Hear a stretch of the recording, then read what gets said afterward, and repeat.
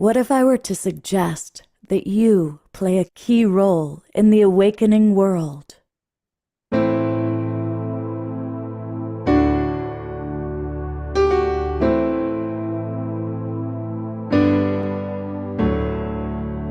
that you are watching this because you have heard the call.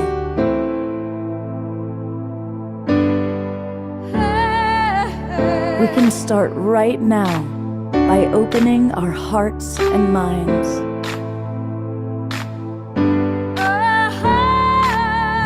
Welcome to the awakening world.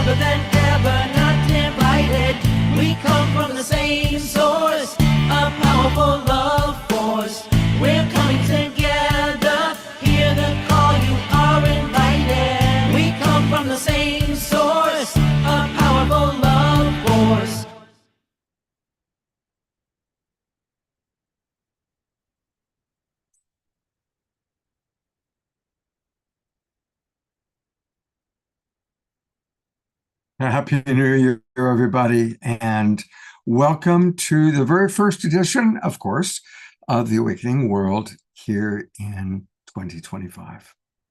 And I'm Love Coach Scott Katamas. I'm honored to be your host and to produce these shows. And we decided we wanted to do something special tonight.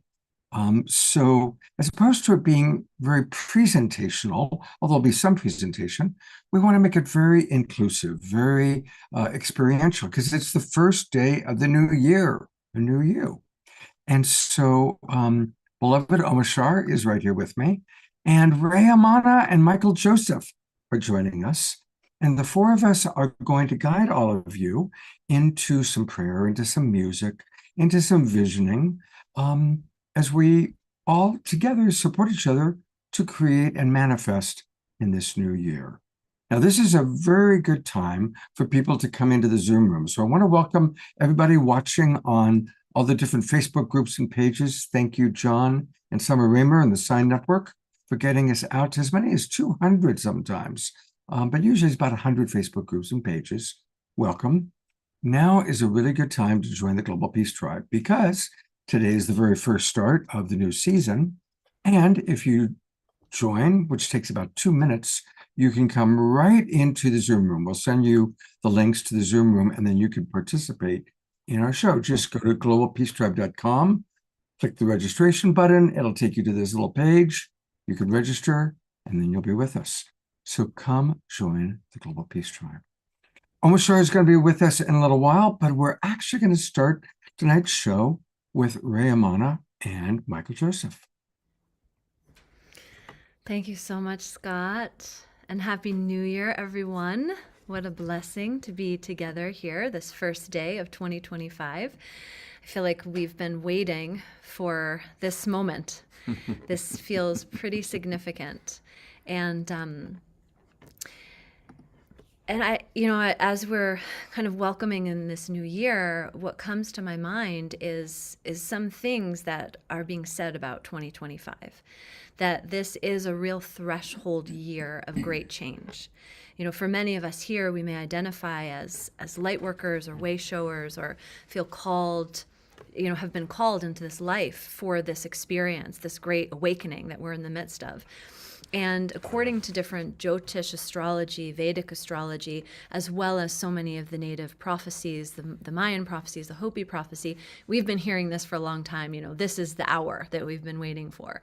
And it's said that 2025 is really that kind of threshold year. According to some scholars, they say that we've been in the Kali Yuga, the age of darkness, and that on the solar eclipse, which I believe is March 29th of 2025, it's the end of the Kali Yuga. and the beginning of the Satyug, which is the age of truth.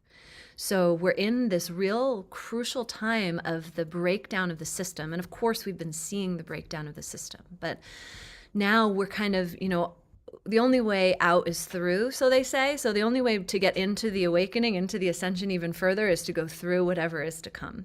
So today we've put together this beautiful program to invite us into that space of our deepest heart's vision. And what is it that you've come here to birth into reality? It's said that we all have a blueprint written on our hearts, and that blueprint is what we have come to live into. And it's a byproduct of our own personal growth and evolution, and it's also a part of the collective evolution. And in Kabbalah, they have a concept called tikkun, which means spiritual correction. And it's said that we all have an individual tikkun that we're here to find our way through. The spiritual correction is what is that gives us the grist for the mill, that is the challenges we face to help us to step into that fuller, more expressed version of ourselves. And in addition to a personal tikkun, there's also a collective tikkun, a spiritual correction on behalf of humanity. And I'm sure even as I say that, some of you may think, well, I can clearly see, like, we have to love each other a little bit better. We have to be more kind, more serviceful, more compassionate. So many of us have agreed to be part of assisting the spiritual tikkun, the collective tikkun, for all of humanity together to come into this greater awareness of self. And something that we've been working on lately, this is Michael Joseph, and he is the founding director of Sacred Honor Educational Fellowship, has a member cast called the PMA Weekly, and his mission is to unite people through the power of sovereignty, truth, and freedom. And we have been singing together, and it's been really beautiful. So we're going to share some songs, and we've actually been working on a music project that we're calling the Song of Songs. And so you'll get a little taste of this. And so we're going to tell you a story today. And the story is the story of the Pistis Sophia. And has anyone heard of the Pistis Sophia? I see no, I see yes. So Sophia, maybe, we've heard there's the Sophia codes, there's, been kind of a resurgence of the awareness of Sophia, the goddess of wisdom. And in particular, the story of the Pistis Sophia, it's a Gnostic text that was unearthed in about the 1700s. And it gives an alternate version to the creation story. And at this time of year, we just passed through the winter solstice, this time of darkness, to get to the return of the light. And so the Pistis Sophia story kind of mirrors that journey that we all undertake as a soul, going into our inner darkness, into that space of our own kind of inner hermit in the tarot. The hermit is this cloaked figure who holds a lantern, and that lantern really illuminates our own inner truth, our own inner path. So the story of the Pistis Sophia is an archetypal journey that all of us undergo to find ourselves and then to be redeemed and liberated once again. So kind of going into that story, in the Gnostic tradition, it's said that in the beginning was the ineffable one. The ineffable one, the one, the all. The one gazed upon itself and became two, the great Father and Mother of the universe. And they went about creating the ions.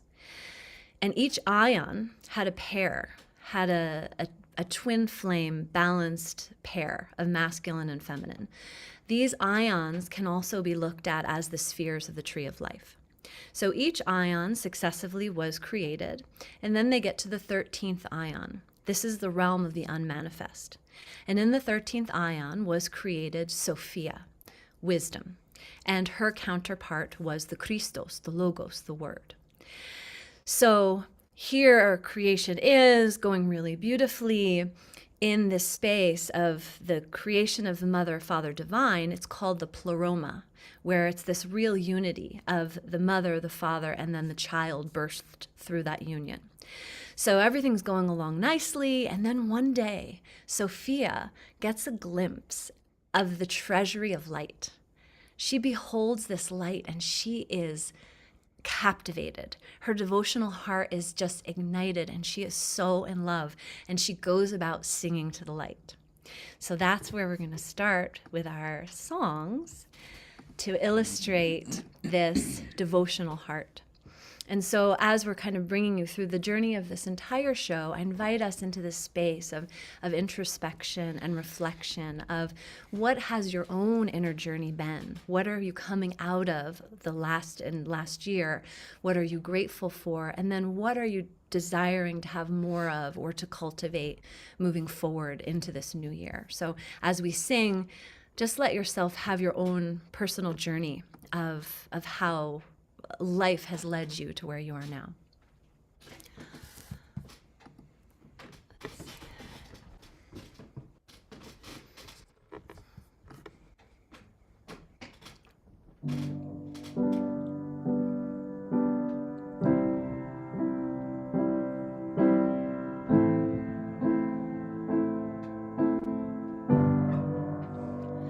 In the beginning was the Word, and the Word was creation.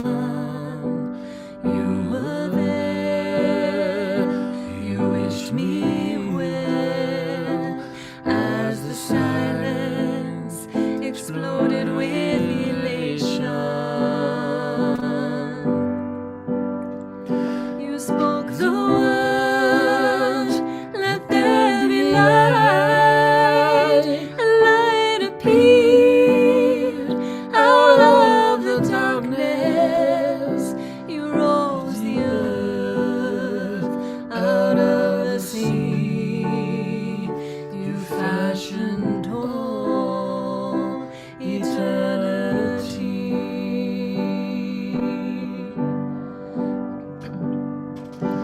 Holy,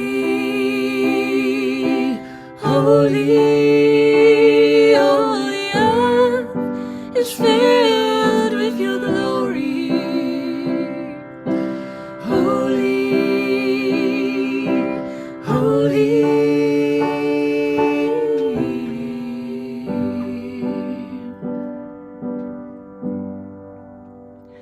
You trace the sun across the sky. You move the face of the waters. You blow the breeze. You pull the tides. You weave our lives in perfect order. You made the light so I can see all the beauty you formed around me, so I would know with every breath that you love me.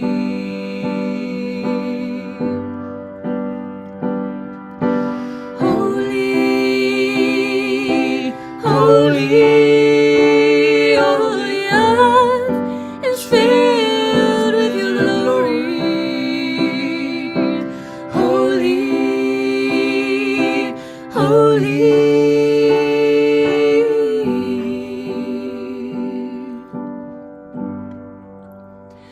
May all the days of my life be a blessing to a family. May all the life within my heart cast waves of love on those around me. And may my daughter and my son have eyes to see light everlasting and feel the love greater than all. Fill their hearts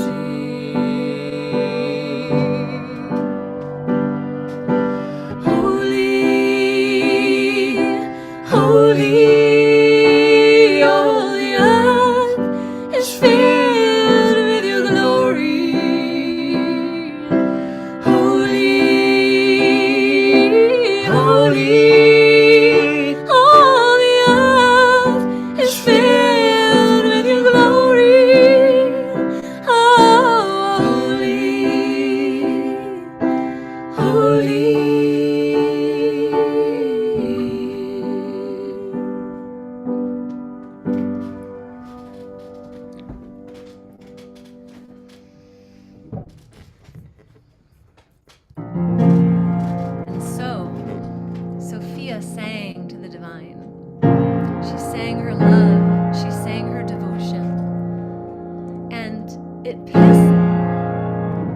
pissed a few people off. Actually, the rulers of the other ions didn't like it at all. Rhea, we're And having trouble. We're having trouble hearing you. When have you you heard me? moved, yeah, you're soft, and the piano's drowning you out. Okay. Everything's been perfect, absolutely magnificent, and people are loving you guys, and they're loving what's happening. But we want to be able to fully hear you. Thank you so much. Okay. So Sophia sang to the light. She sang her praise to the light. And she pissed a lot of people off. She pissed the rulers of the other ions off.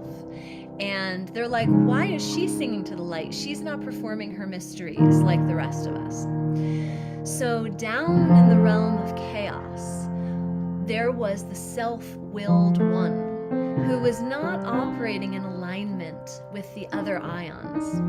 And he decided enough of this Sophia singing to the light. He was going to trick her.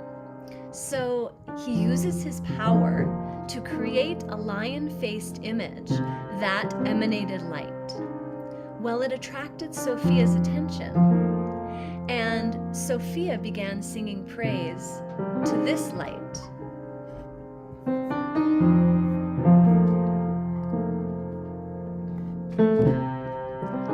On the precipice of day into night, I beheld the great light, and I lifted my voice to sing your praise.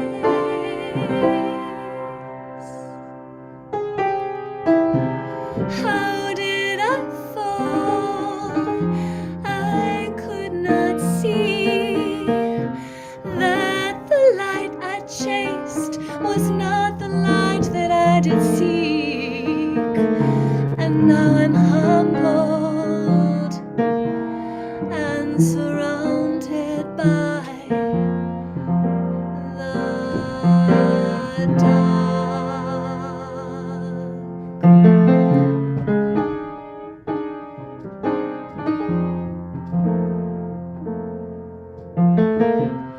You are a creator, not separate from your creation. There is no freedom for one until we've all found liberation.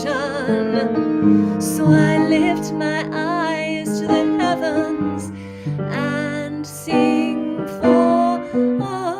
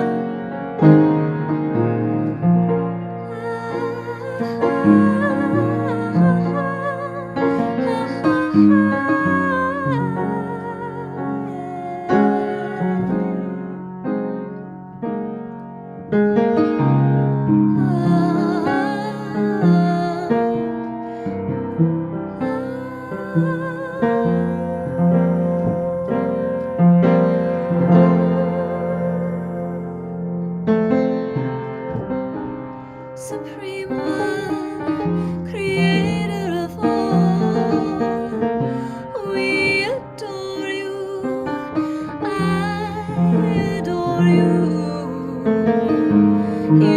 Illuminate, illuminate,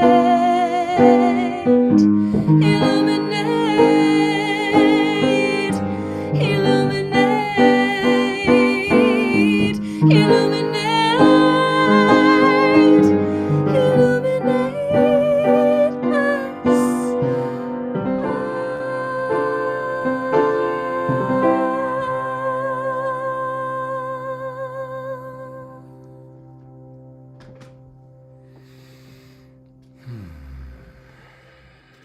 So there is Sophia. She went into the world of chaos singing to this light, and she became trapped. And so then her journey goes in making repentances and singing praise to the light so she can be restored to her true nature. So, on this journey of our own descent into darkness, our own descent into human form, where it's said that we are born into this life so that we may be born again. And that rebirth, that awakening, is when we have understood the essence of our soul mission, and we find those aspects of ourselves that had been cast aside in the darkness. And so right now we'll kind of take a pause in our story at these places where we're reclaiming these aspects of ourselves and recognition, where there's no freedom for any of us until we've all been liberated. And so with that, we'll pass it on over to Scott. Well, first of all, thank you. So beautiful. And a lot of comments coming in the chat box. People really appreciating seeing the visual of the masculine and feminine energy that the two of you are displaying so beautifully. And I also, one of our wonderful regulars is Jerry Anderson. He's the monk of the Mystic Monastery. And so when you were talking about the lantern, he sent this image. And it's an image that actually is part of his monastery. The person carrying a lantern is actually the logo of his mystic monastery. Wow. Lantern has a violet flame tint from that of Master Saint Germain. So just honoring, of course, Sophia, but also honoring in this moment Saint Germain, and just how it all kind of weaves together so beautifully. Thank you for that. And what's the name of the person who has that monastery? It's Jerry Anderson. I'll bring him up. Jerry. Oh, hello, Jerry. Jerry is one of our regulars. Let me see if I can find him. Where are you, Jerry? And how fitting, also because this year of 2025, numerologically, it's a 9. And so if we look at the numerology of 9, in Tarot, 9 is the hermit. 9 is that image. And so for me, in my experience of that archetype, it's this invitation into our own inner depths. So I really pray that this is not the case, but what sometimes happens when this archetype is represented is our internal world is so magnified that it feels like people are doing things to us, but what's happening is we're so in touch with our own internal world, more so than we usually are. So our internal triggers seem louder. It's this, it's like everything we're seeing in the world around us is really just showing us about ourselves. So, just to presence that, if that energy, if you seem, like this year is challenging or we're triggered or whatever, recognize it's revealing our own inner self. And so I love that Jerry's been devoting his life to that. I take it one step further. Our monastery is to make a sanctuary for highly sensitive, empathic, spiritual souls. So this is kind of like a sanctuary for those people. And its output is the first country where we've combined indigenous and monastic wisdom in the same monastery. Beautiful. What Jerry is, his monastery is amazing. They have 10,000 acres in Puerto Rico. They are their own ecclesiastic nation. There are only 5 ecclesiastic nations in the world, the most famous one being the Vatican. Jerry actually has seats at the United Nations. And he has really created something very important. So it's beautiful to have Jerry with us almost every week. And Jerry, I love again that you brought up this image, and then Ray Amano letting us know about the 9 and how it connects to the hermit and that going within as we carry the light out into the world. Yes, and the 9 is also in Chaldean numerology connected to the energy of the planet Mars. And Mars is a spiritual warrior. Some would say that it's the planet of war, but when harnessed in its, there's always the shadow and the light capacities of any aspect. So when it's in its best, Mars is the energy of the spiritual warrior. So it gives us the power to accomplish anything that maybe we've been struggling to accomplish in the past, and all guided through that inner wisdom. Beautiful. Well, we are looking forward to, and Tammy Moore is pointing out that Mars is starting the year in retrograde. have it. And Tiara writes, an amplification of all, for the all by the light of the lantern. Mm. Yes, so rich with symbolism this year, the year of completion. It's it's like hold on to your hats, everybody. Absolutely, absolutely. And regardless of who you voted for or your political beliefs, I like what Elizabeth April says about the new president about to come in. Her reading is that Donald Trump, in every one of his lifetimes, is the great disruptor. That's what his being is all about, is to disrupt. And so, all right, there's a lot of disruption that's going to take place. And let's just imagine that it is divinely orchestrated in ways that our little human brains cannot possibly imagine. Yeah. All right. We will get more Rayamana and Michael and Omashar in a moment, but I want to take a moment to invite all of us to celebrate this year that just passed, the year 2024, and also what do we want to let go of? There's that whole thing that if we want to bring something new in, we have to create the space. I know a lot of people have a wonderful practice of around this time of year or any time of the year, taking a look in the closet and what's something they didn't wear over the last 12 months. And if they haven't worn it in the last 12 months through any of the seasons, they give it away. They create more space. It's a great practice. Well, I want us to all, and now this is where it gets very inclusive. Welcoming the 33 people in our Zoom room. And again, a reminder for those of you watching on Facebook, on YouTube, come and join us. I know a couple of you have actually already done that. I've had a couple of people that immediately registered when I mentioned that. So if you go to globalpeacetribe.com, just click register for the new season, and that'll take you to the registration page. You'll get your Zoom room links, and you'll be here in about 2 minutes. And then you can participate directly. I'm going to invite people to either put in the chat box, or if you want to have your camera on and share, raise your hand. There's a little, if you take a look on your, down below in the toolbar, there's a little raise hand. See, I just raised my hand there. You can click lower hand. If you raise your hand, then it brings you right to the front, and then I can see that you want to speak. And we're going to start by sharing what's one wonderful thing we're celebrating about 2024. Or you can put in multiple things if you wish. But what are you celebrating that was a wonderful thing for you in 2024? And I'll model it, and then I'll go to Omashar and Rayamana and Michael, and they'll give their examples. And it could be something really big and global, or it could be something very personal. And so I'm going to give 2 examples. And my really fun example is I'm a huge baseball fan. And my team has always been the Los Angeles Dodgers. My dad was originally from Brooklyn. I was weaned on Sandy Koufax and Don Drysdale and the Dodgers. I am an honorary Dodger. I won a big contest a long time ago. And this year in 2024, the Dodgers won the World Series. So honestly, that's one of my highlights of 2024. Not exactly big and global, but really, really fun. And then really my other highlight are these shows, and being able to do shows with people like Rayamana and all the wonderful co-hosts and guests and presenters that come in and join us.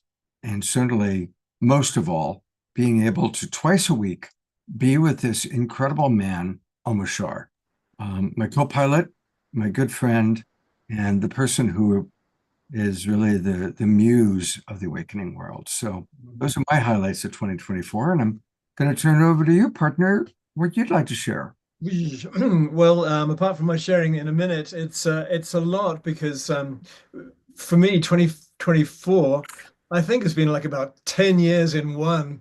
I think I've gone through every terrible thing and every wonderful thing.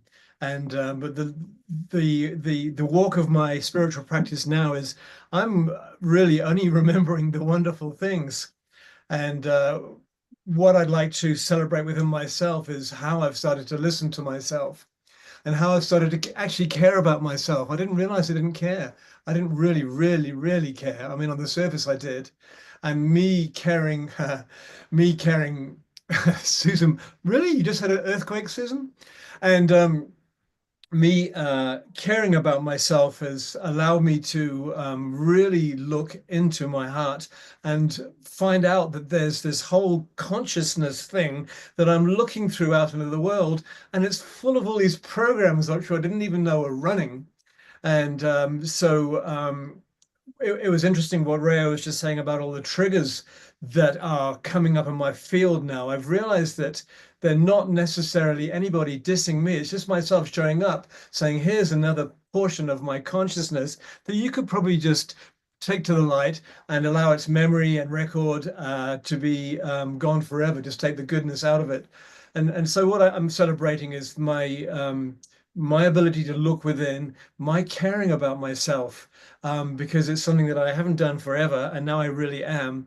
And also the communities that I've become a part of, especially this one right here, the Awakening World, they really, really, really have become my family. Holy smoke. I didn't know the joy and the completeness I feel when I get into this group with each other, because we're all in our homes and our rooms watching the screen.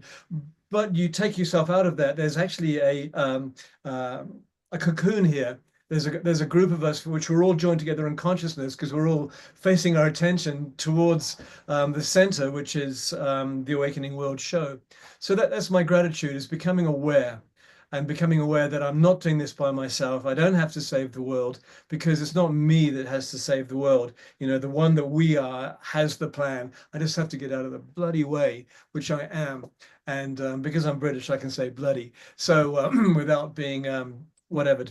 So there we are. I think that's mine for now, Scott. And in my hope for this new year, in the last few years, hundreds of shows online, but my hope for this new year is to have live shows. I want to be live again, and not live personally, but with people playing around the world. I only have 2 gigs set up for this year so far. I got 1 million set up online, but I want to be interacting again out in the world. Thank you. Beautiful. Diara writes, yes, Omashar, advanced self-care and self-love. And she has a word she's created, family. It's friends who have become family. So here's to family. I'm going to go to Rayamana and Michael to hear what they're celebrating from 2024.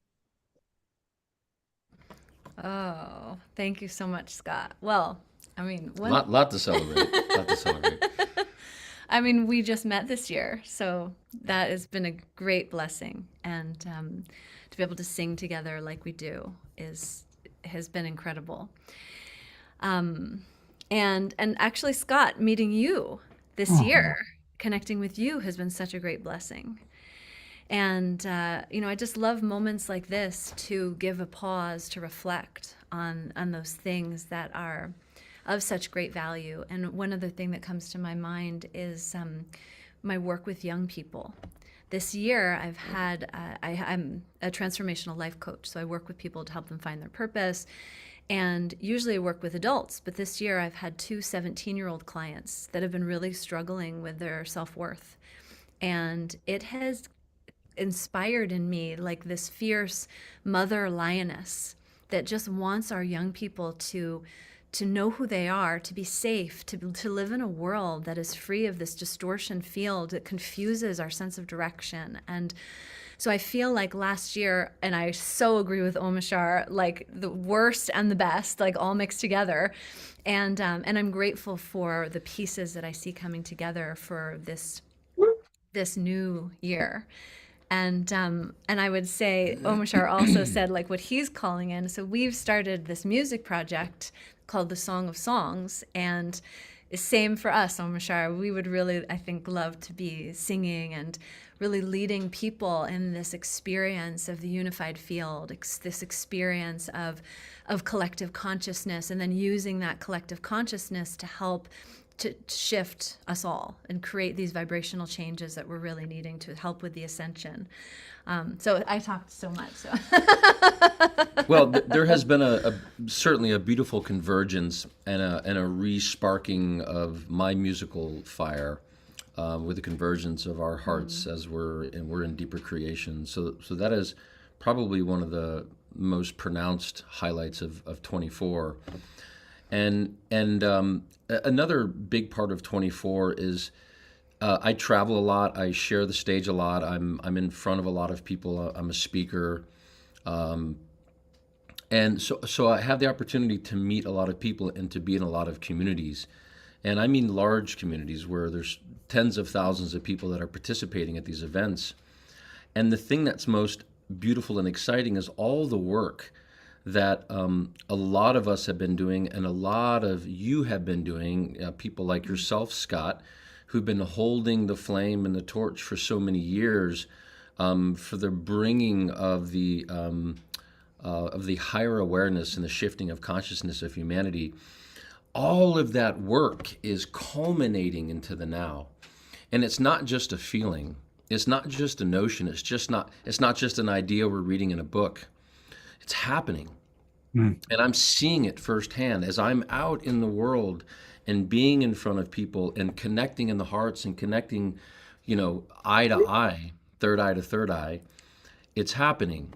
There is something magnificent going on where the distortion in the field is starting to clear. So it might feel like there's a heightened element of chaos, but in that heightened element of chaos is bringing us into an opportunity to take that chaos into greater creation with more awareness. And that is what I am seeing with my own eyes. That is what I am experiencing in my own experience as I'm out in the world. And that is what's happening. And that's what we're moving into in 2025. And that is the brightest spark in my heart. Oh, beautiful. Thank you. I'm going to read just a couple of the comments that have come into the chat box, and then we'll give Ellie a chance to share briefly. And then we've got to get to the next part of our process here. But I'm going to read some of the comments that have come in from the audience. Sharon writes, so much gratitude for Gaia's sacred places and the enlightened information exchange between my body and sacred nadis. Very cool, Sharon. And our beloved Connie, of Connie and Andrew fame, writes, we love Omashar. And they're opening their event tomorrow at the Center for Human Flourishing in Colorado. Elevate Your Frequency for 2025. Again, the Trust Frequency theme song, Hypnotized, which is, of course, one of our favorite Omashar songs. And the link is in the chat box there, so thank you for that. Maureen writes, I'm celebrating my immediate miraculous heart healing from her heart attack she had in Spain in May. Celebrating all the love and healing prayers that was sent the same day from everyone around the world. It was the Hello movement was happening, and the Global Peace Tribe family were all praying for her. And it was verified by the Ibiza doctors a couple days later, who confirmed physically when the second blockage was gone right away and her heart was clear. To get that, she had a heart attack, and our love, our prayers created a miracle healing. And it's great to have you with us, Maureen. Welcome. By the way, there was a 4.8 magnitude earthquake while Rayamana and Michael were playing and doing their Sophia thing. So I don't know if that earthquake happened when she was taken down into the underworld, but there was a 4.8 magnitude earthquake. Some of our people felt it in the Bay Area, apparently centered in Lake County. So you gotta love that. Okay, I'm just reading a couple more, then we'll go to Ellie, and then we'll continue on. Mara, her gratitude is that I did a lot of traveling this year. Interesting and exciting experiences, projects finally completed, deep friendships, wonderful friends. That's beautiful. And Grace Denise writes, thank you for all the wonderful shares. I'm grateful for this group and for the Zoom that lets us all be together. Absolutely. And we'll hear from one of our people directly. Ellie, I'm going to put the spotlight on you. What would you like to share? Yeah, hi everyone. First of all, happy New Year. And yeah, a couple of things from 2024. One is that my plan has been to get a puppy. I had my two cats for 20 and a half years, and one of the cats said that she wants to come back as a dog so she can bark like a dog. And part of the plan is to still get a puppy when it's the right time. But in the meantime, a wonderful cat came into my life. He was abandoned in my neighborhood by his humans who were evicted, and he was left to fend for himself. And so I ended up taking him in, and that was last April. And he's been a real joy in my life. It's a little bit of challenges, but I'm really enjoying his presence. And the other thing I just wanted to share is, as far as my work in the world, my remote healing work, I've been working with more and more like family members. And I love that, because if I just work with one family member of the family, yes, it helps shift the whole dynamic, but not as much as if I work with several members of the family. And I recently got my my best video testimonial from a woman who I worked with and helped her husband, and their two daughters. And I just love her joy and excitement, describing how I helped them in really just a few sessions. And Scott, I sent that to you earlier today. You probably didn't get a chance to look at it, but helping others really brings me a lot of joy. And so I'm hoping for a lot more of that this year, 2025. Beautiful. Thank you, Ellie. Thank you for getting up and sharing with us. And Yeah. thank you for your divine service. My mentor, Marshall Rosenberg, used to say, the greatest joy in life is being of service to others. And I've added, the greatest tragedy in life is not knowing that. But the people I know that are happiest are the ones that do know that and are of service to others and bring joy from that. So, okay. We're now going to, whoops. I'm going to, somebody needs to mute because I'm hearing myself twice. I want to do a second part of my little piece. Then I'm going to get to Omashar and Ray and Michael.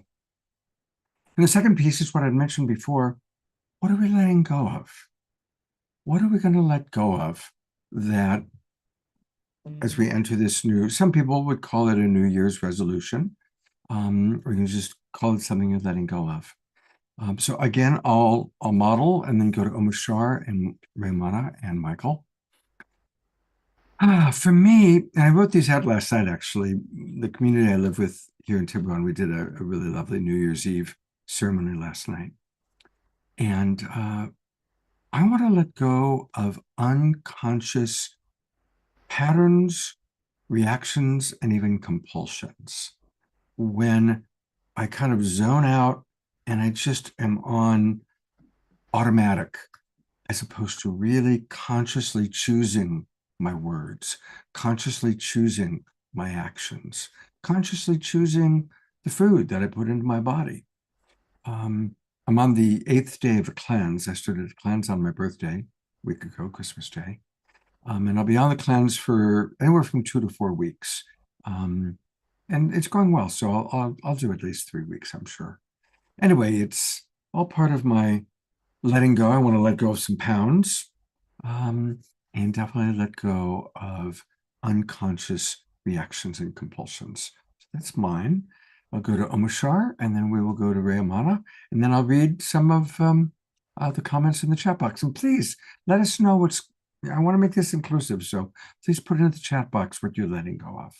And here is Omashar. And so I think what I am going to let go of most completely is self-judgment, and the little ways that I go through my day, and whatever I do, I throw in, there's a comment that just comes afterwards, like it could be better, or you shouldn't be doing that, or this, that, and the other. And it's just so I choose to cherry pick through all of my self-judgments, all of my self-blame, all of my self-condemnation, and even gossip about myself, because I think as we awaken, we're going to find out that there's these several different parts of ourselves which are all kind of conscious, and it's now during this year that we're all going to get to know each other and to how to move this mothership forward, this earth body, individually and collectively. And so I'll just leave it at that: self-judgment, and be able to catch myself judging myself, and then being able to say after that, it's okay, you just saw where your self-judgment momentum is. All you have to do is pluck it out and replace it with some beautiful thought. That's mine for now. Beautiful. Thank you so much. Who can relate to letting go of self-judgment, right? I think it's probably all of us can relate to that one. All right, let's hear what Rayamana and Michael have to say. You want to talk first? Sure. What I am letting go of, what I'm moving into in 25 and for the rest of my life, is slowing down and finding the time for self-reflection. I spend a lot of my time in service, and an aspect of that being in over-service is I don't always serve myself. I don't take the time, I haven't been taking the time to be in reflection. And some of that is kind of a way for me of hiding from myself, or hiding from things that I need to really sit in. So it's a deep commitment going into this new step to slow down and be in deeper self-reflection. Thank you for that. For me, what I would love to let go of is deep old triggers and wounding of feeling of abandonment and lack of feeling loved. And I feel like, some of these things that we want to let go, it's nice to say, yeah, and I will let go of ... But, if we want to let them go, probably like we've wanted to let them go before, and they have a strong hold on us. So, I would invite into this moment, into this new year, the grace of the divine to help us to be untethered from these places where we've maybe been a prisoner in the past. When those triggers come over us, when we feel just, so unloved, so unwanted, and, it feels like it's, just collapsing the world around us. May the grace of the divine just uproot those things so that they don't haunt us any longer. Thank you for sharing that, because it's true. How many of us are like, oh my God, I'm letting go of the same thing I was letting go of last year and the year before and the year before. You go back and you read journals from when you were teenagers, like, oh my God, same stuff back then, right? Yeah. So I really appreciate your sharing that. And if it was only up to us, we would have done it already. Right? We're pretty resourceful. So if we haven't done it already, maybe there's something else going on, and we can appeal to the higher forces for help. Michael, you talked about rest, and that reminded me that I want to share this with everybody. There's a wonderful ongoing program that started today. It goes for the next 7 days, called the 7 Days of Rest. It's all free of charge. And there are all these amazing programs. I know Omashar and I were both on the program tonight with Ben Bowler that kind of, introduced it all. But every day there's like 5 or 6 different Zoom room events that you can participate in, or you can catch the replays. And it's 7daysofrest.org. rest.org, and there's dashes in between. So 7 days, number 7 days dash of dash rest.org. And I'll put that, of course, into the chat box for our Zoom members. And there's this wonderful woman who's kind of started it 7 years ago, who really waxes eloquent about the power of deep rest, and that's where inspiration comes in. That's where the wisdom comes in. So thank you, Michael, for reminding me to share that with everybody. I'm going to read a few of the messages, and then we finally have time for, we're calling it Omishar's bit. Ellie writes, our guides will help us. We just need to remember to ask them. Thank you. That's absolutely right. Dia Therese reminding us of that wonderful Love and Spoonful song, Slow Down, You Move Too Fast. That'd be a good one for a good cover for Omishar to do sometime. Okay, other things that people are letting go of. Grace Denise is letting go of self-judgment as well as Omishar and self-blame. Ellie is letting go of feeling more responsible for things that she's not responsible for, lightening the load so that she can focus on who and what she is truly here to help. Now, that's a good one. You know, sometimes those of us that are natural caregivers, we sometimes expend our energy giving to people that are not even ready to receive it. So that's a good one to work on. Thank you, Ellie. Mara writes, letting go of extreme fear and patterns that no longer serve me, staying more grounded, calm, and centered within myself. Connie writes, it's important to recognize our triggers are there to show us the parts of ourselves that we don't love yet. We came to bring a gift to the party, all of us, the party of life, not just the parts we think the world wants to see. Yes, indeed, this is still Connie talking. Self-judgment is all about the parts we don't love. And she has a beautiful online course. I highly recommend it, called The Trust Frequency, The Dance of Souls, link in the chat box. Dia Therese, letting go of freeing myself from efforting and instead relax and flow. There it is again, the 7 days of rest for you, Dia. Susan Bloomquist writes, I want to let go of identifying with things that do not help me to rise. I can identify with the light within. This is enough for anyone. Thank you. Tiara writes, letting go of fear in big letters. I've been working on this all day, making a commitment to do the things that frighten me, in a safe way, of course. You know, Tony Robbins has a great quote, Tiara. His quote is, if you can't, you must. It's a good one for you. All right, I think I've covered most everyone. Oh, Karen S. just popped one in. 2024 was one of the most challenging years of my life, as 4 of my closest longtime friends transitioned. But at the same time, I was able to rejuvenate my entertainment career, which I had put on the back burner for a number of years. And this has brought me great joy. Karen S., maybe you'll play on The Awakening World. I would love to have you sing on our show. She continues to write, I'm in the process of letting go of some people and possessions that no longer serve me. Cleaning out a storage unit this past week. All right, those are all good ones. Thank you, everybody, for sharing. We're going to do more sharing a little bit later on in the show, but it is finally time for what we are affectionately calling tonight Omishar's Bit. And that's a megabit right there. And so, dear, feeling groovy. So, So my bit here is to bring us into a little more into the center. And so I'm going to lead us in a meditation. And then from the meditation, I'm going to go straight into a song. And the song's called The Flower of Life, because as most of us are aware of here, the Flower of Life sacred geometry is one of the original blueprints from which all of creation is hung upon. Let's put it that way, that is manifested through. And so you can lie down, or you can sit up straight. You can just take something out of your lap and just get ready to come into the center. and we'll meditate for a few minutes, and then I'll go straight into the song. And in the meditation, there'll be a part at the beginning where we're asked to close our eyes. Obviously, you're going to do what you do anyway.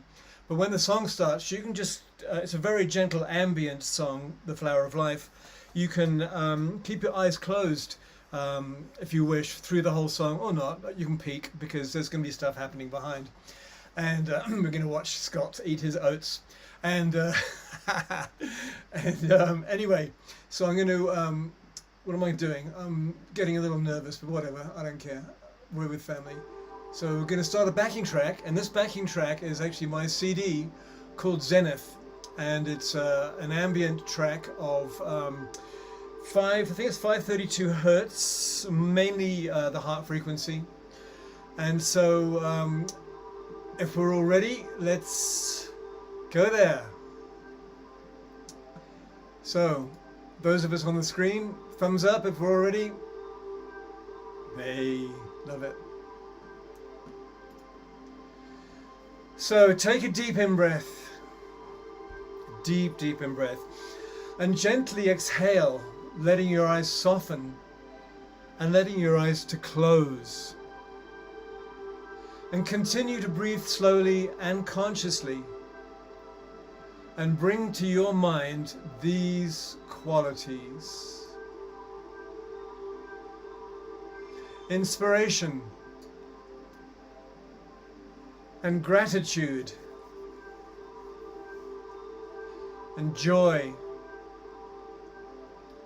and kindness and compassion and appreciation for all of life everywhere. Now take another deep in-breath, and with a slow exhale, make the sound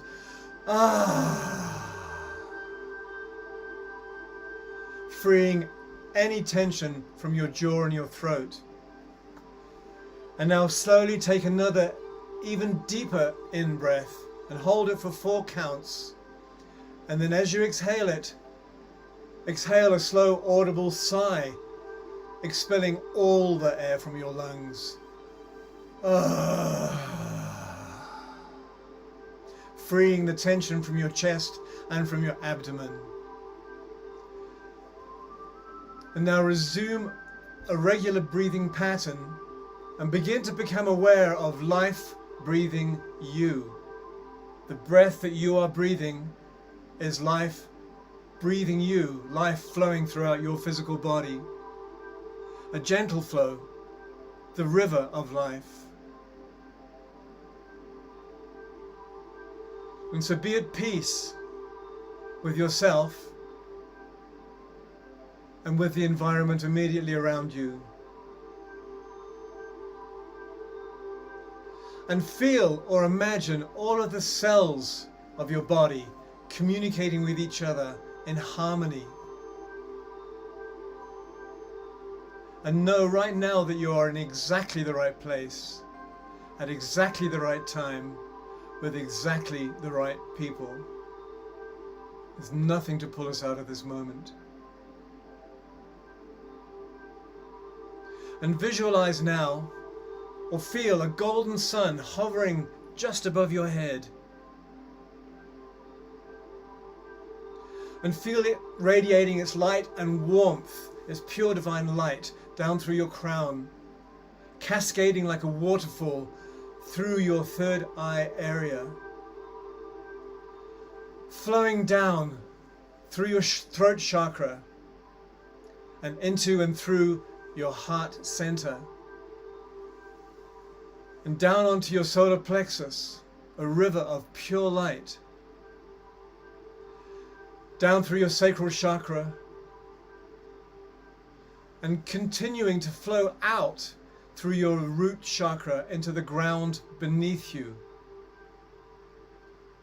And see it going down, down, down, down, touching and anchoring into the crystal heart of Mother Gaia, Mother Earth, Pachamama.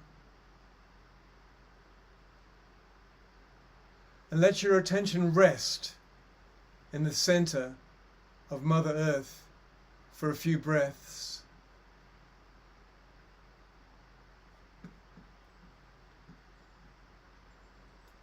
Now slowly bring your attention back up to your feet. Feel your toes and the soles of your feet.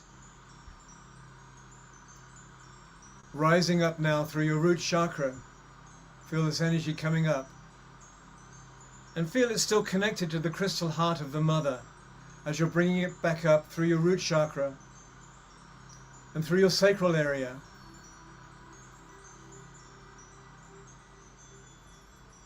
Through your solar plexus. And now rest your attention back into your heart center. Feeling your connection with the crystalline heart center of Mother Earth and your heart center. And breathe slowly and consciously. Be aware that you are breathing your breath and your breath is breathing you. Breathe a little deeper than usual. And now bring your attention to your listening. To the area within and around your ears. Your inner ear, so to speak. And listen.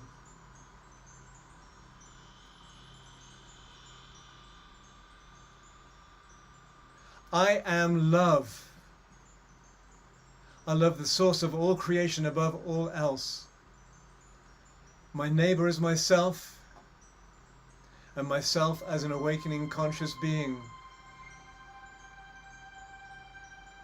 I am wisdom. I distinguish what is breaking down from what is breaking through. I let go of what is breaking down. I am faith. I know there is a perfect design of creation. Each of us a vital element in that design. I know I am now acting in perfect harmony with that design. I am courage. I know that I am not working alone. I am surrounded by mighty champions on this earth and in the universe beyond. And together we are working towards our inevitable awakening.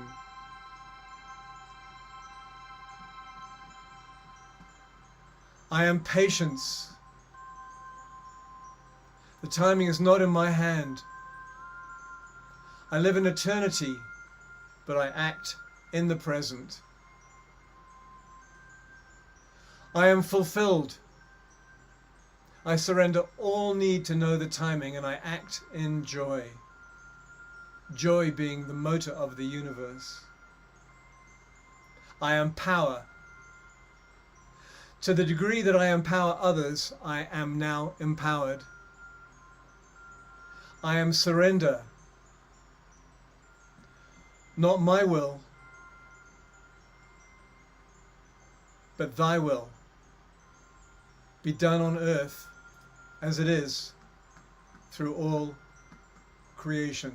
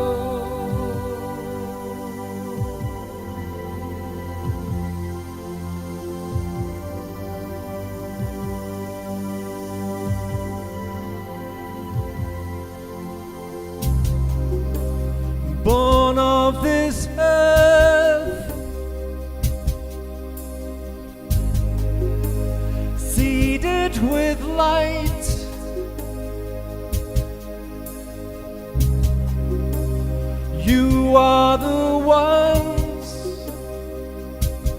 who've chosen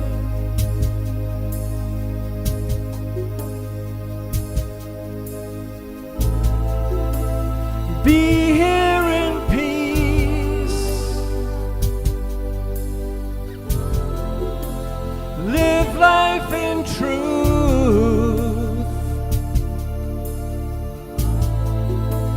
shine forth your love and show the way.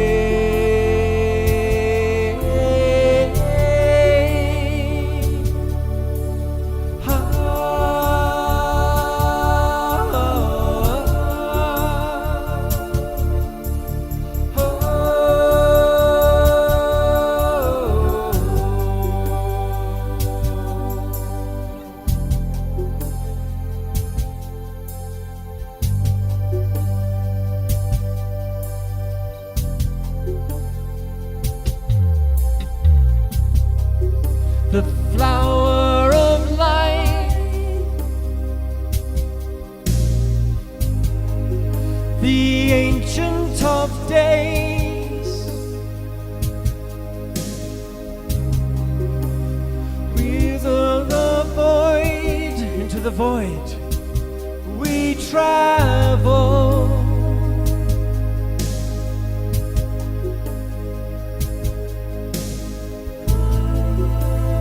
Know who you are. You've come a long way. You're a bright shining star. Divine you are.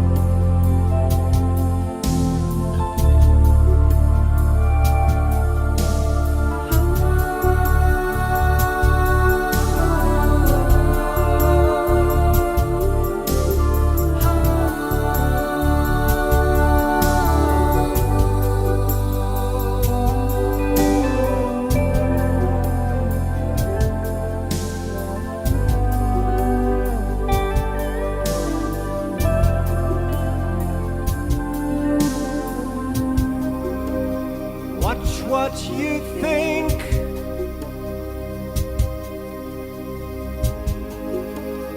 let yourself feel,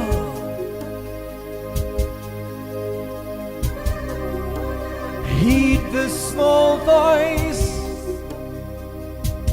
within you.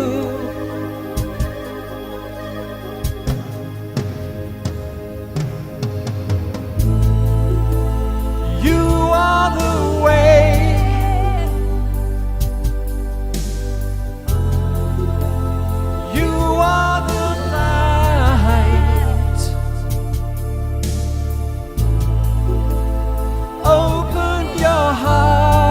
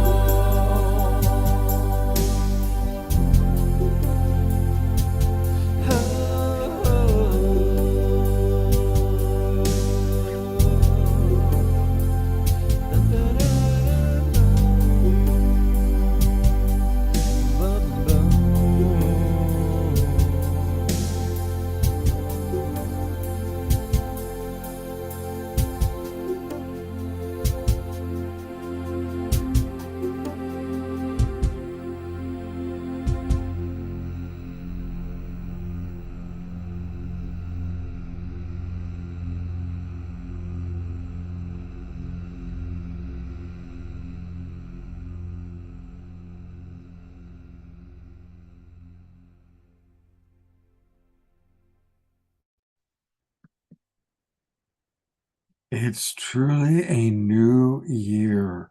Of the years we've been with Omashar, there's a completely different Omashar experience than we've had before. And thank you so much, beloved brother. That was amazing. That was just awesome. It is. The video is awesome too. I had a lot of fun putting it together. But what it's done, Scott, is seeing my evolution over the time that we have been together on this show, not the lifetimes that all of us being together. I've witnessed my own coming, and when I came onto the show, I was so crushed and so beaten, and I still showed up, and because of you opening the door for me to share what is my deepest passion, which is my music. It is where I have found my own inner muse again, because. So thank you. Thank you, Omashar. And Yeah. thank you, everybody, for moving and grooving. And even to that very slow beat, it's great to have Diara back with us, and Adora, as always. Lynn, thank you so much. Really appreciate everybody moving to the music and being part of that. That's a really beautiful part of our show. And a reminder that we can support Omashar by going to his website. It's omashar.com, his name. Just scroll down a little bit, and that's where you could get the links to his music.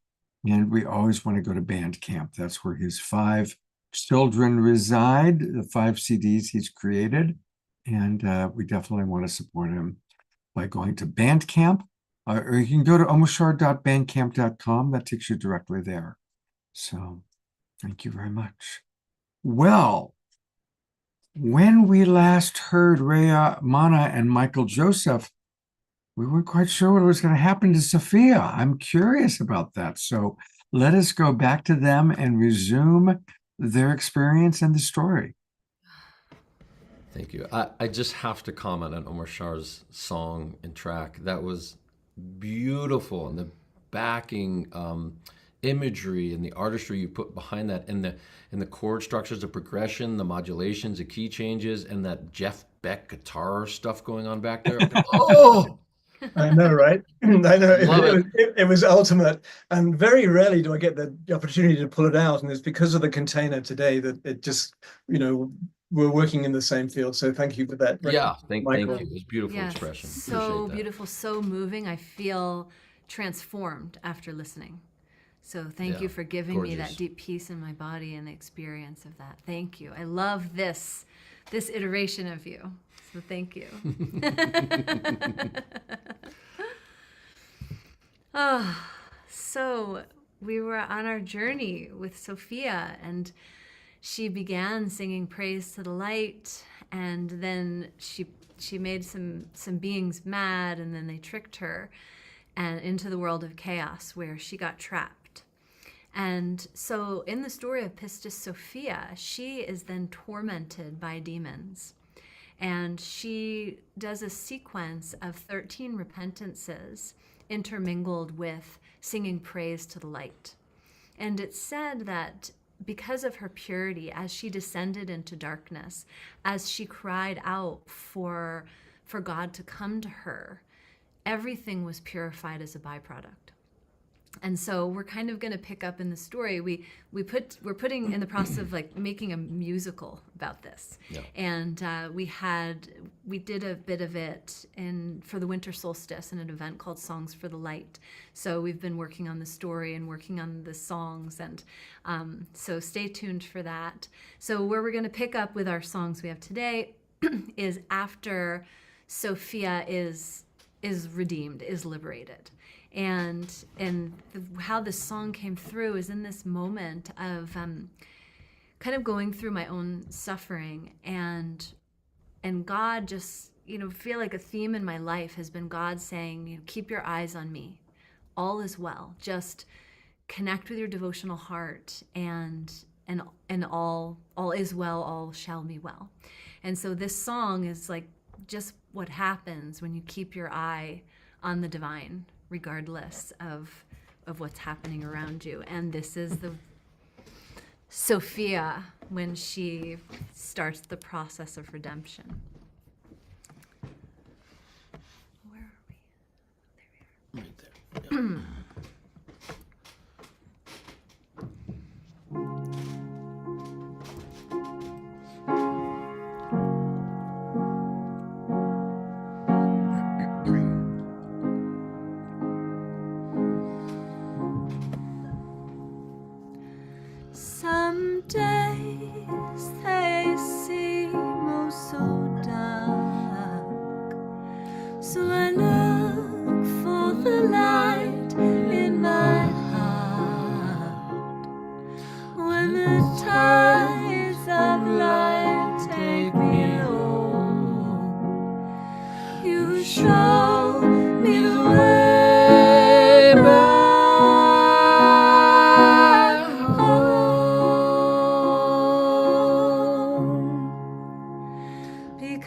the sun comes after rain, and I'll take a breath again.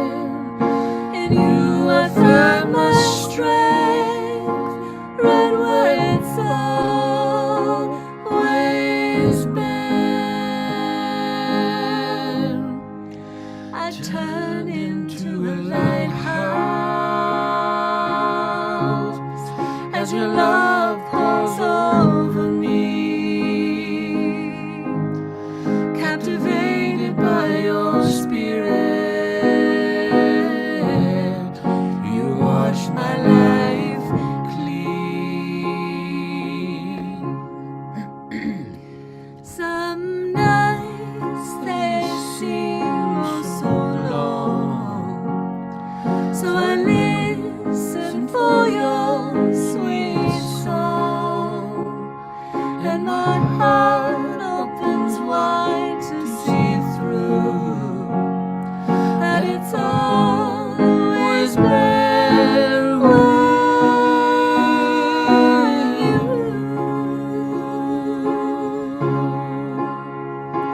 As the sun comes out to rain, I'll take a breath again. In you I find my strength, right where it's always been. I turn into a lighthouse as your love pours over me, captivated by your spirit. You wash my life clean. So I turn into a lighthouse for all the world to see. Through the pouring rain, I seek you out again, and your light shines right through me. It's always been you.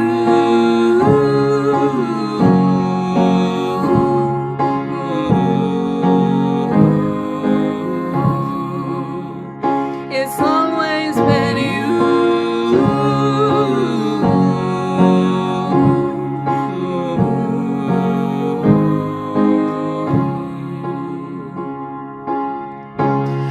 So I turn into a lighthouse as your love pours over me. Through the pouring rain, I seek you out again, and you wash my life clean. Through the pouring rain, I seek you out again, and your light pours right through. It's always been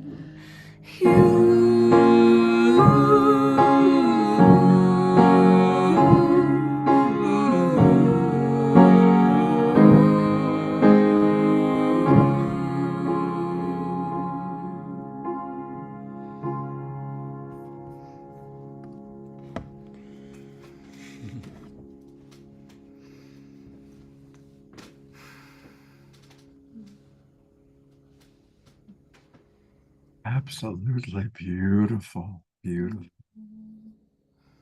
Ah, I want to give people a chance to learn a little bit more about what Rayamana and Michael provide. And then we're going to continue on with some vision they're going to lead. But I think this might be a good moment for us to take a look.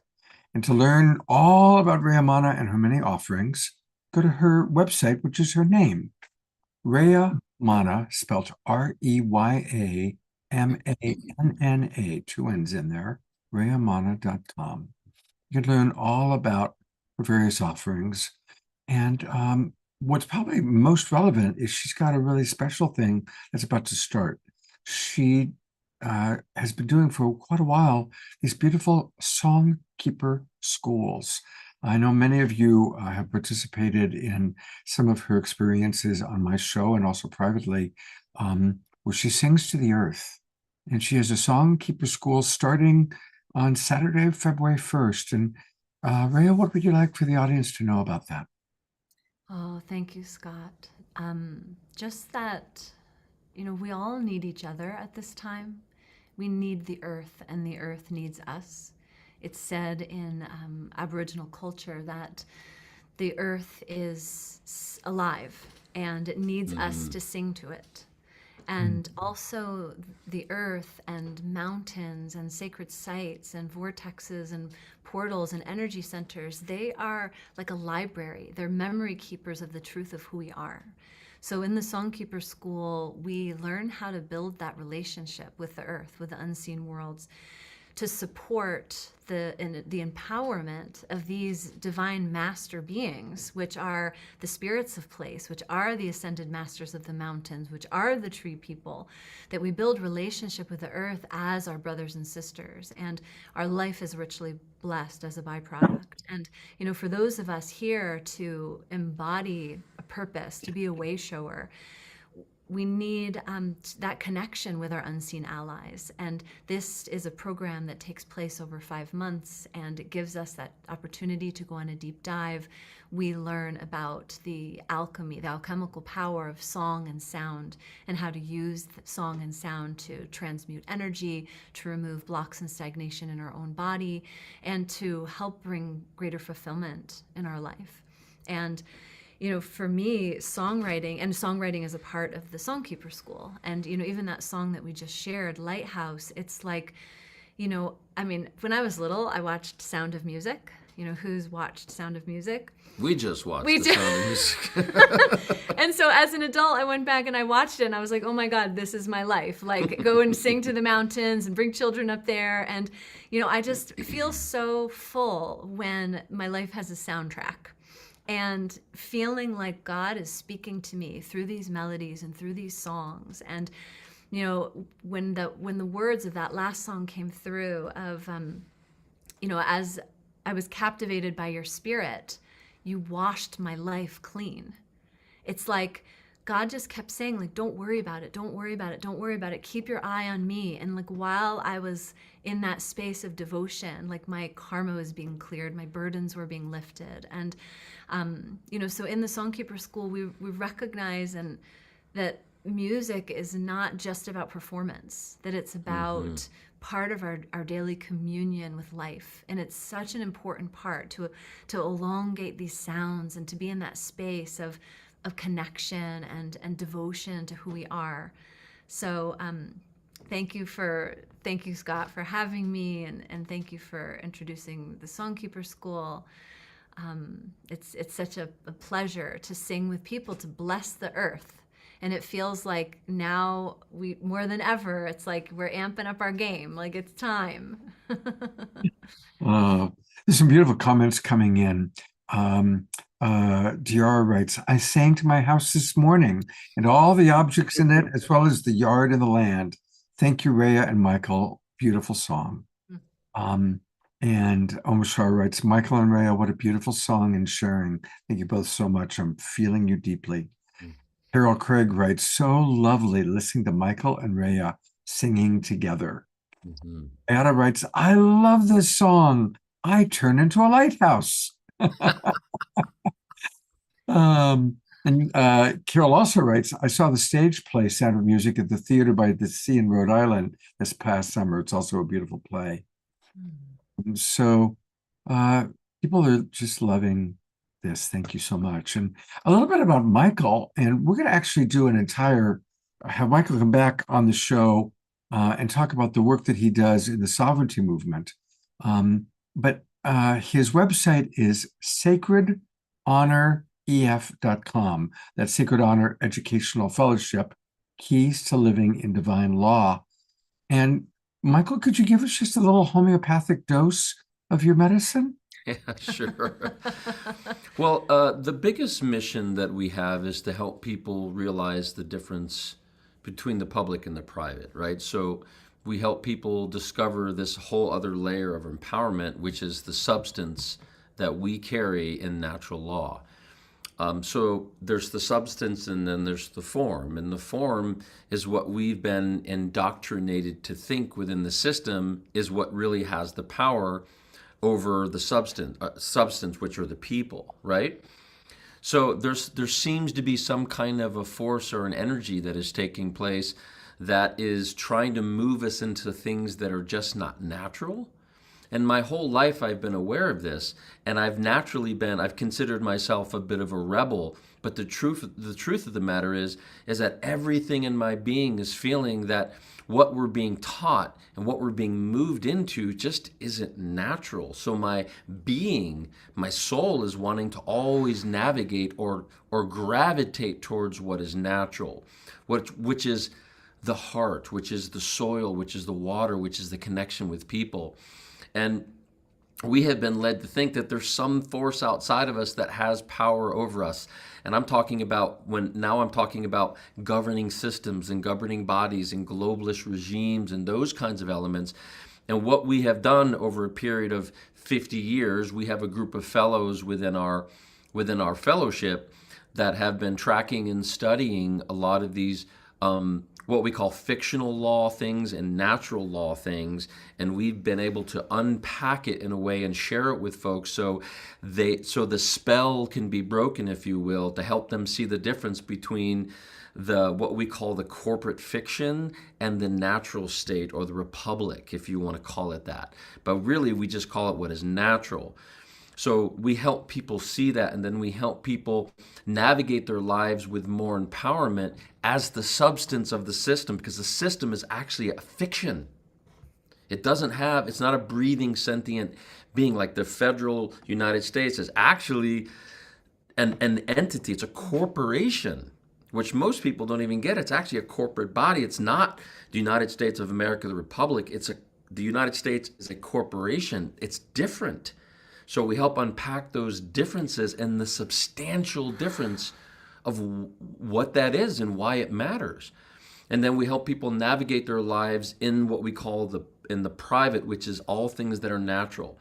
And we help people, if they want to navigate their lives separately and differently from the corporate elements of the corporate state, then we show them how to do that in an empowering way that's completely lawful and completely legal. So we just have pathways, what we call the foundations for self-governance.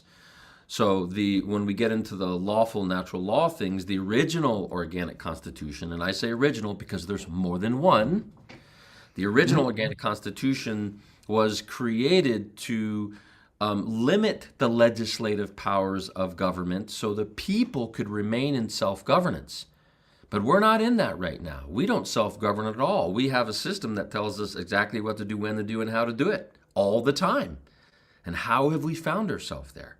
So we discover this, we share this with you within the fellowship, and we help you find your deeper way of self-empowerment when we find our way back to all things that are natural. And we're talking about education, economics, land, all of the elements that the system has taken control of, when really it's all about us self-governing back into these spaces. So that's just the quick overview of that. Thank you for taking that in. And I would love to add, it's very practical. And it's like, it shows us how to navigate the contracts. So it's, this world is operated through a set of agreement. We agree to certain belief systems. And it's really just helping dissect the way we operate through business arrangements, taxes, land purchases.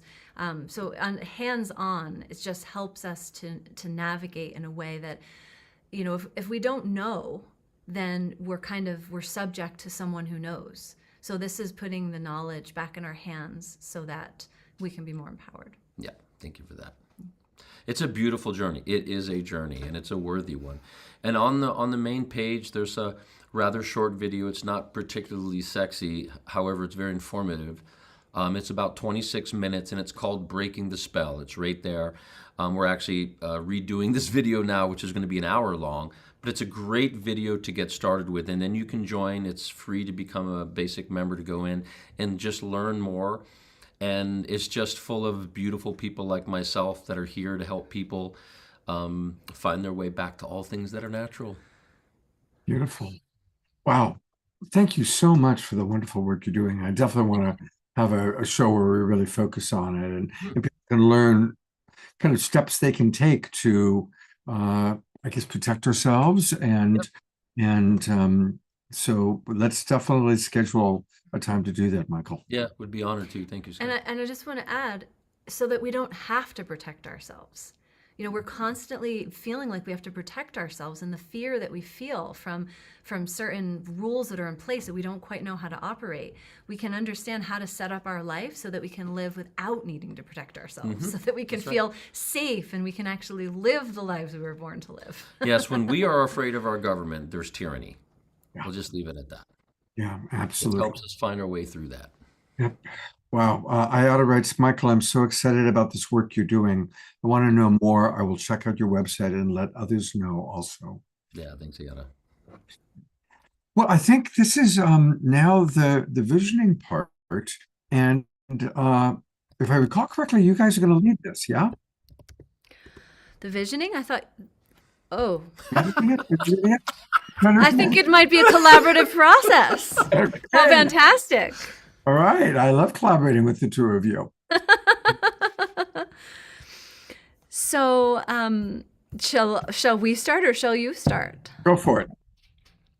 Okay, so I guess maybe we'll just do a little guided process and drop in and see what's available.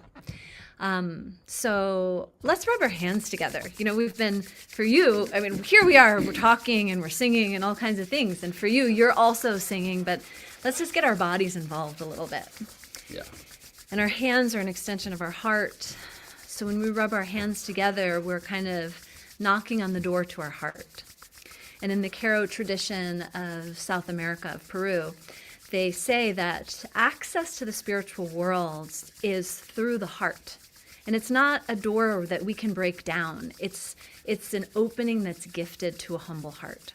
So here we are in humility, saying, my heart is here, my heart is open, I'm available to the divine to move through me, and I'm open to the guidance that's available. So let's shake out our hands and let's close our eyes.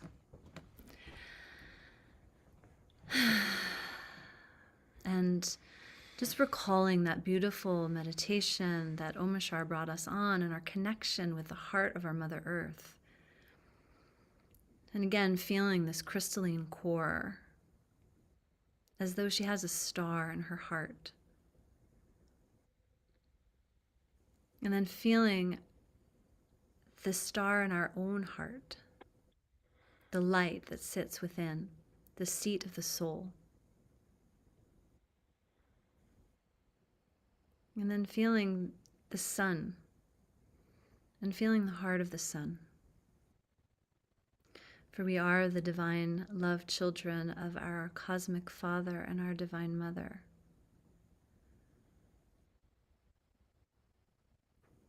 And then feel us all sitting in sacred circle, feeling these lights in one another's hearts wherever we are in the world.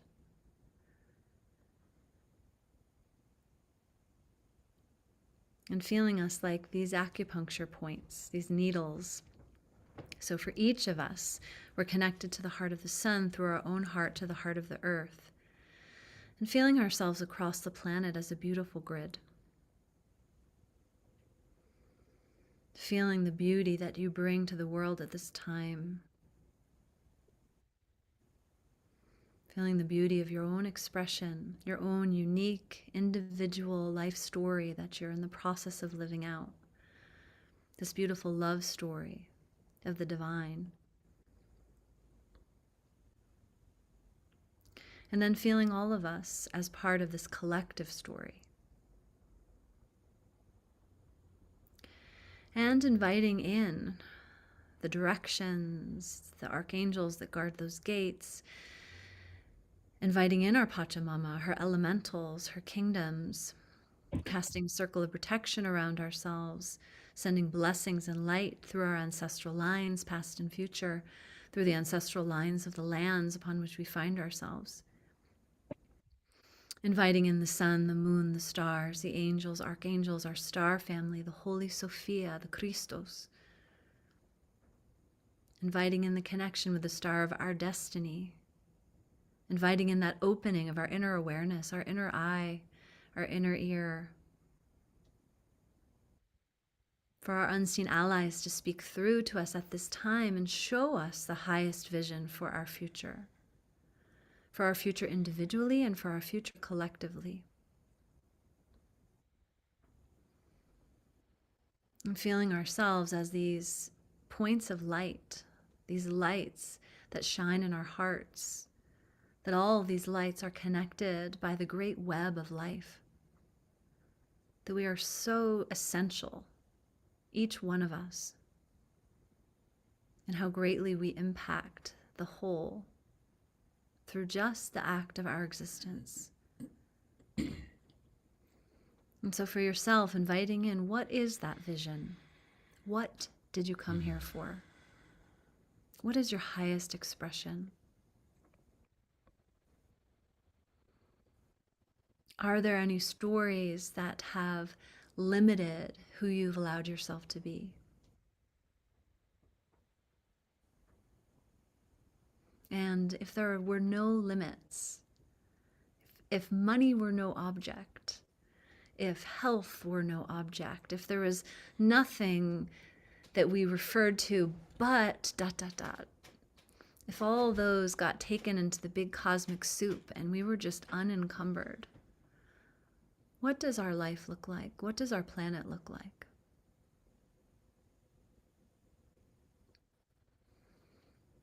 And just feeling into the energy of that, the texture of that, color of that, any images that come to mind.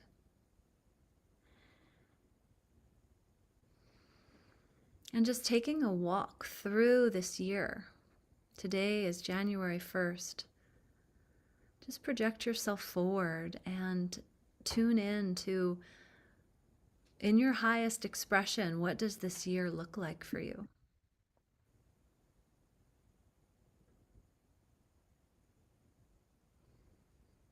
And see yourself so happy, so healthy.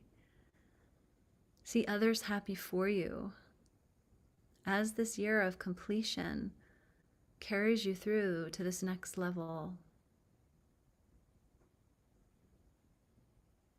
What are those projects?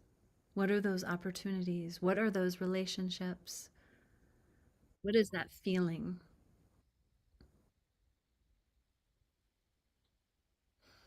And just communing with this vision for a moment.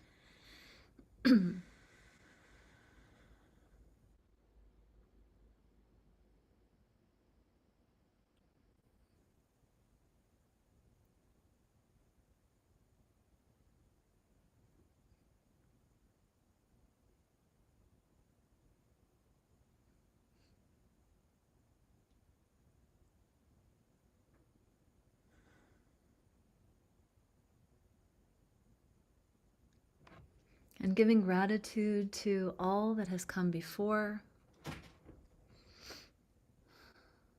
And giving gratitude to ourselves for our bravery and our courage. And embodying into this body at this time.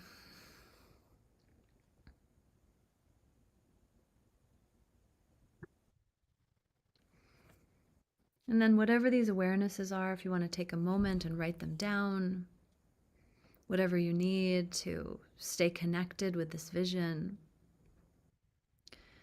When we're in a group like this and we come together in music and song and intention, we're activating the unified field, which is amplified exponentially by every one of us here. And in the space of high vibration, it's a more direct pathway to the crystallization of these visions. I won't even say manifestation. It's just, we're held in a field of possibility, of creation, of potentiality. So as we dream these things, as we write these words, as we sing these songs, paint these paintings, from this place of connection and heart, it helps anchor them into our experience of reality. So I look forward to all of us in rejoicing at the end of 2025 for all these things that have come to pass. And as a not so gentle reminder of, as you're stepping into the morphogenic field of potentiality of 2025, that you sit down in the control seat and that you are the master of how you navigate life, that you have the power to navigate and shape and form that morphogenic, that malleable morphogenic field to shape the world that you want. And when you have those moments where you're feeling off center, then just remind yourself, close your eyes and sit back in that control seat and navigate and shape the moment of the experience that you're wanting to have. And sometimes that can just help you make it through the building blocks as you're moving towards what it is that you want. Beautiful. Thank you. I'll share a little bit of what came up for me, and then we'll hear from Omashar, and then really want to hear from our audience members. So please put in the chat box. You know, at the very beginning of what you were sharing, Rhea, when it was kind of the bigger picture, what would the world be like if there was, no boundaries? And I have the vision that heaven on earth is when there is no more money, there is no more capitalistic, materialistic reality, but instead everyone just tunes in to what they feel called to do. Everything gets done. The trash gets picked up. the gardens are tended to. Everything that needs to get done, whether it's more of laborious or creative, it all gets done, and with joy, with absolute joy. So that I was reminded of that vision. And then on a more personal note, definitely for me this year, it's about taking better care of myself. That's why I started with the cleanse. And at the end of the year, just being the most vital, vibrant, and joyful that I've been in years. And the other thing that I want to bring back into my life is greater wonder and magic. You know, when you're in that state of just wonder, like it just like snow. Wow. Oh, just on that, when my son was maybe 9 years old, his dad dropped him off at my place during a snowstorm. And there was a street light, and he looks and he says, "Mommy, look, those are 1,000 wishes. Those are all of your wishes coming true." Oh, out of the mouth of babes. Well, we're going to go to the mouth of one of our favorite bigger babes, Mr. Omashar. Yeah, definitely a babe still. And I know forever we'll be on this journey of discovery.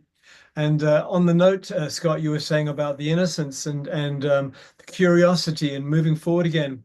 My greatest need for this year, again,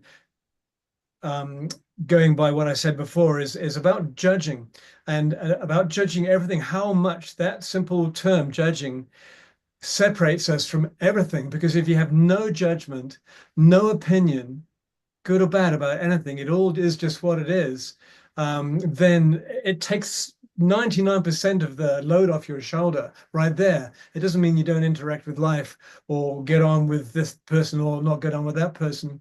But as a result of my practice of non-judgment, probably in the last couple of days, for the first time in a couple of decades, I felt my child again. I felt the innocence of, I was walking down the street, and because I had nothing to do, and I decided to have a day of no opinions and no judgments, I started noticing, my goodness, there's a chipmunk running up the tree. Holy smoke, there's a hummingbird.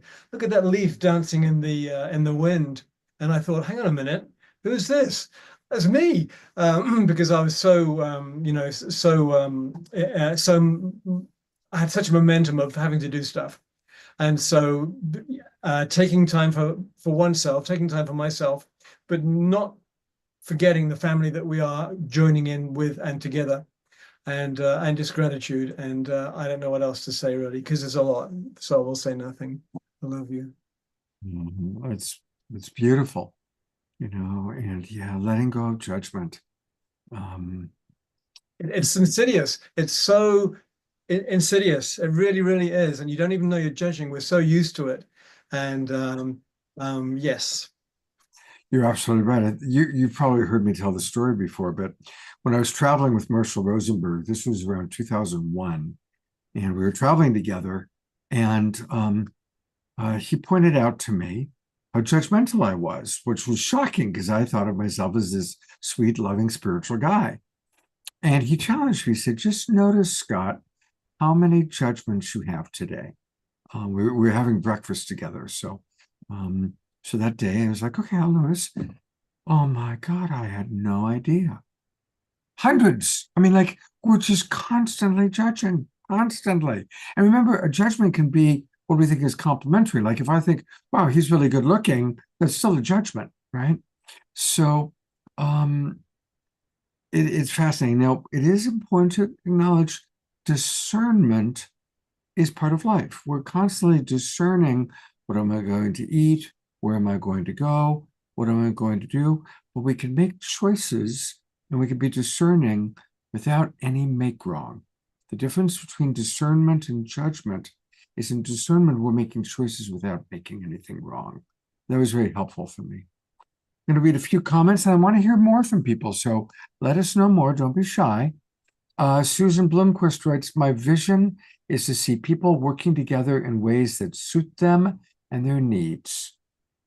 Thank you, Susan. Absolutely. Grace writes, a state of wonder and discovery.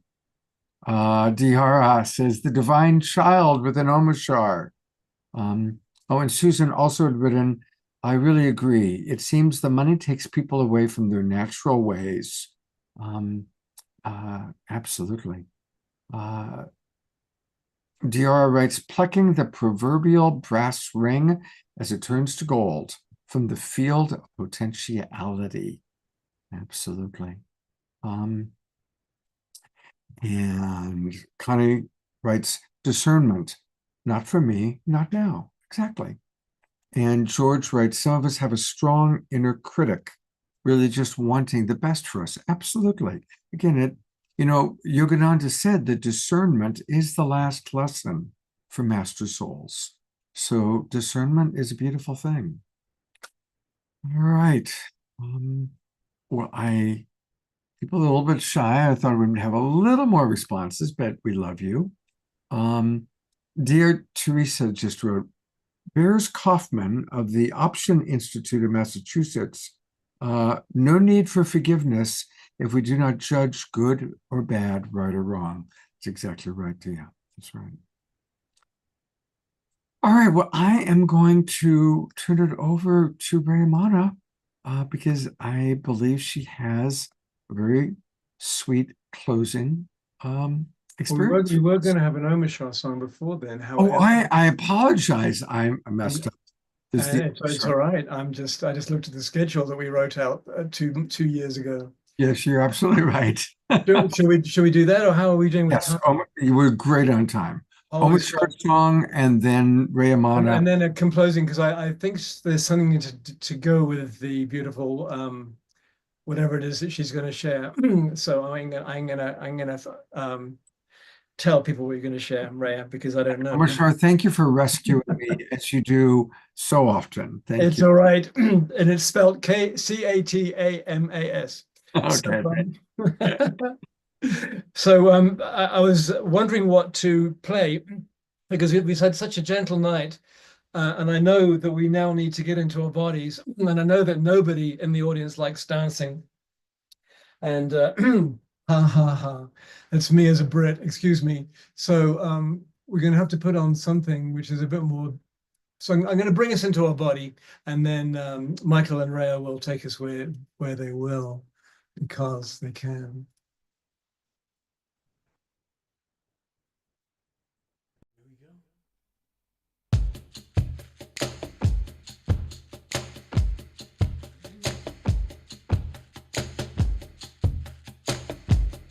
Keep breathing.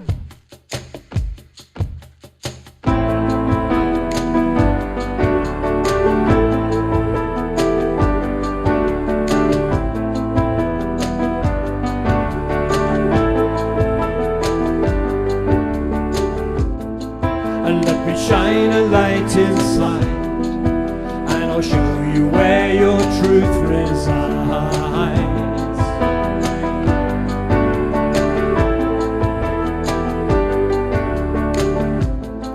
And lift your eyes up to the skies, and I'll prove to you that nothing dies.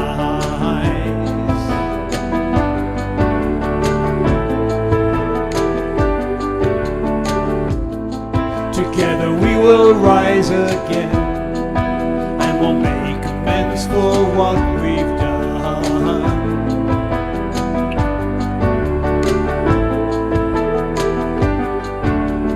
I know you hear me, so please do not fear me, 'cause I'm here to lift you, restore you to glory, and love you and hold you and be your victory.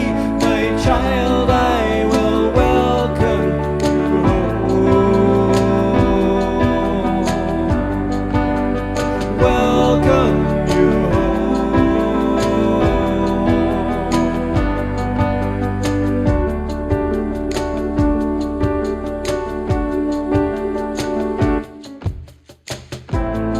So let me take your hands in mine. As I look at you, your spirit shines.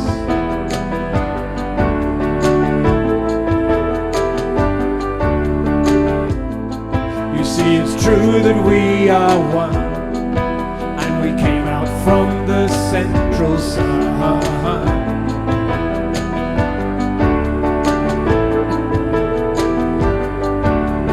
I know you hear me, so please do not fear me, 'cause I'm here to lift you, restore you to glory, and love you and hold you and be your victory. My child, I will welcome you home. Welcome you home.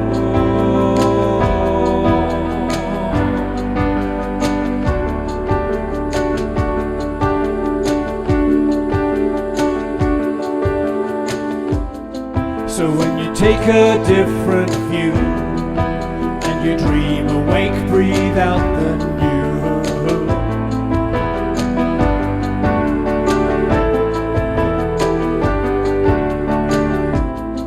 The world will come alive again, as we dance and sing and make new friends.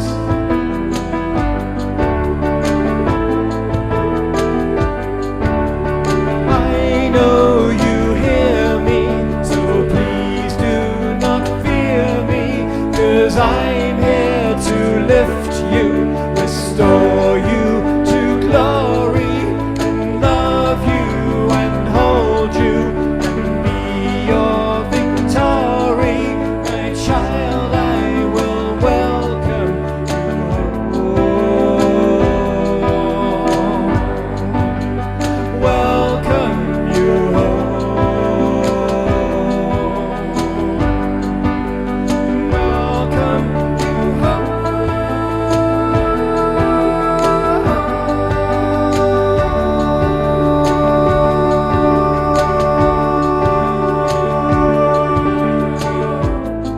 So let me shine a light inside.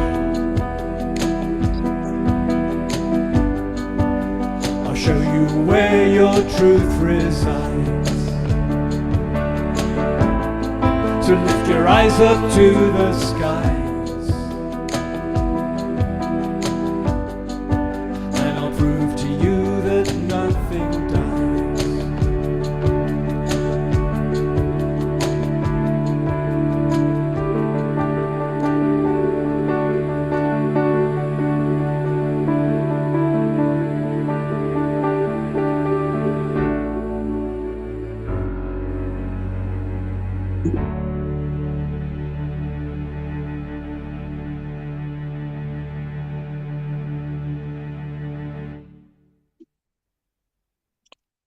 That's Twinkle, Our Beloved Brother. I love that song. Love that song. Everybody for moving and grooving and dancing. I always worry about Susan Woolridge that she's going to get dizzy going around and around. No, she's used to it. Yeah, I think she's the whirling dervish. She is the whirling dervish of the Global Peace Tribe. We love you, Susan. We love you, Omar Shore. Thank you so very much. And to conclude our evening, here is that beautiful couple, Ray Amana and Michael Joseph. Thank you. Shar, so beautiful to make music with you tonight. And Scott, so beautiful to be here and presence together. And may there be so much more to come. And may this year everyone truly be activated into their purpose. You know, all those moments where we've been like, what am I doing here? Is it ever going to happen? May this be the year that it happens. And so, you know, we're still kind of transitioning into this new year, and we wanted to share a song called Quiet. It's by Hillside Recording, and it's a song that really invites us into that space of deep listening. And I think that, you know, if there's a takeaway that the world can glean at this time, it's let's listen and let's act out of what feels right and true from the depths of our heart. May we listen to each other, may we listen to spirit, may we be deeply guided. So even though Om Shar just brought us back into our bodies, I guess we're bringing us into our bodies, hearts, and inviting us to listen. And feel free to participate in your own way at home as you're listening to the chorus piece. You'll get familiar with it and just join into it, especially at the end, because we repeat it a few times. It's a different experience to be in it, and feeling it differently than hearing it, right? Okay.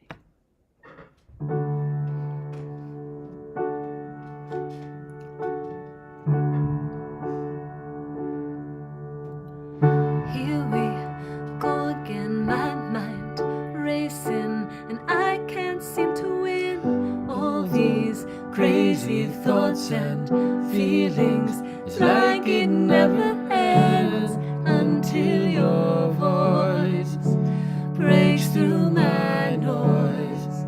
I know I'm not alone, I'm not alone. You will fight my battles if I will just be still.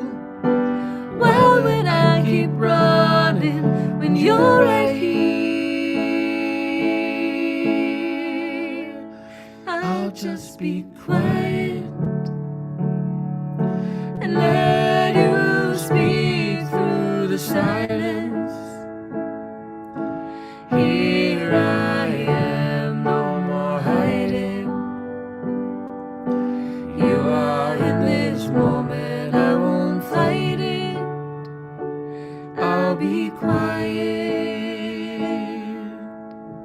I don't need to know what comes next. Tomorrow's in your hands. I can trust you with my future, 'cause you're already there. I hear your voice call me forward. I know I'm not alone, I'm not alone. Away with the distractions, I wanna hear what's true. The only words that matter, they come from you. I'll just be quiet and let you speak through the silence. Here I am, no more hiding. You are in this moment, I won't fight it. I'll be quiet. I'll just be quiet and let you speak through the silence.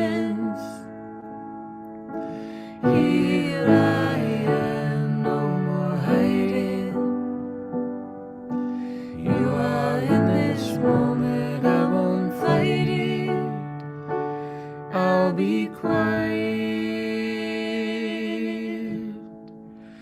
quiet. Let love heal in the silence. Here I am, no more hiding. You are in this moment, I won't fight it. I'll be quiet.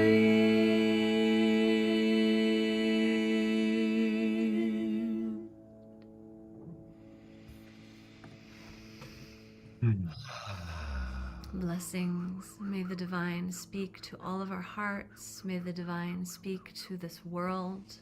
And may the voice of the divine be louder than all others. May it be undeniable. And may this be the year that truly heaven anchors on earth. May there be no denying it any longer. And blessings upon your families, blessing upon your path forward, blessings upon your health and your finances and your resources and whatever it is that you are in need of, whatever you are struggling with. May you be blessed in those areas, and may miracles penetrate every silent space. May your hearts be heard. May you be met with all that you need. And may you know deep peace and so much love.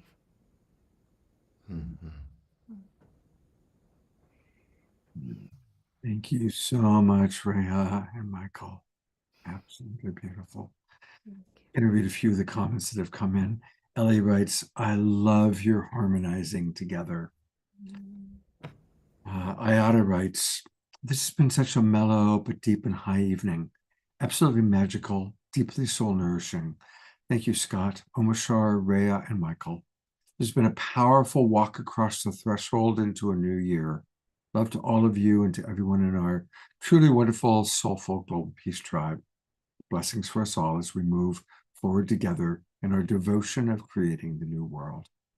Susan Blomquist writes, thank you, Ayada, for speaking these words for us all. Tammy Moore, who's our wonderful web mistress, by the way, says, this is just what I needed today. Susan Woolridge writes, thank you, thank you, thank you, so beautiful. Omashar writes, epic composition, Michael and Rayo. Beautiful song. I can see it as a song in a movie. And finally, Dia Therese writes, I am deeply touched by your unique love expressed by joining your beautiful voices together. Absolutely. Absolutely. Bring Omashar up. We always like to remind people of what's coming up in our next show on Saturday night. It's our monthly collaboration with Soul Search. And we're going to have a number of psychics and healers with us. So definitely make sure you are in the Zoom room, because as we do with Soul Search shows, you will be having an opportunity to get a psychic reading or a healing. And I've just added Fanny and Vigari are going to be playing music along, of course, with Omashar. So we have wonderful music. And Uta from the Global Peace Tribe is going to do a KES group healing experience for us to conclude the evening. So Saturday night is going to be a very powerful show with psychics and healers, and then a group healing and music with Omashar, Fanny, and Vigari. So that's what's coming up. Raymana, Michael, God bless you both so much. Omashar, my brother, I love you. You love us all. One thing, I just put in the chat how much your piano, Ray and Michael, sounded like the piano on John Lennon's Imagine track. That's such an honor. I played the piano just now, and Michael's the piano player. So like usually I'm like, you should just play this, but some ones he doesn't know yet, so I play them. So thank you for giving me a piano compliment. Oh, holy smoke. No. There's a tone in the tuning, or the out of tuning of the piano. Thank you. Yes. which is just like it was on that song. That's right. It was a slightly detuned upright piano, I believe. Yeah. Enough, Scott.